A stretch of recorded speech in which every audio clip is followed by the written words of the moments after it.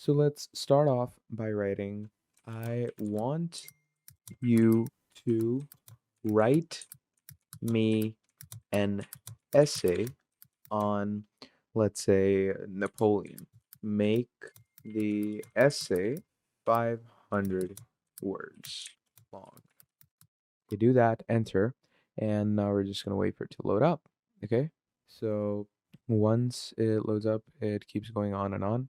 So here you go. Napoleon Bonaparte, Legacy of Triumph and Tragedy, and it keeps going on and on.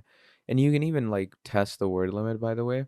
So basically, let's copy this and see if the word limit is actually, on point. So I'm gonna copy this. We're gonna come here and you're just gonna write, go to some word limit checker, and we're gonna go to word counter, and we're gonna see how much it gives us. So I'm gonna go ahead and remove all this, paste my own, and as we scroll down, look at that. It's 578 words, pretty close, right? Like it's not too far-fetched.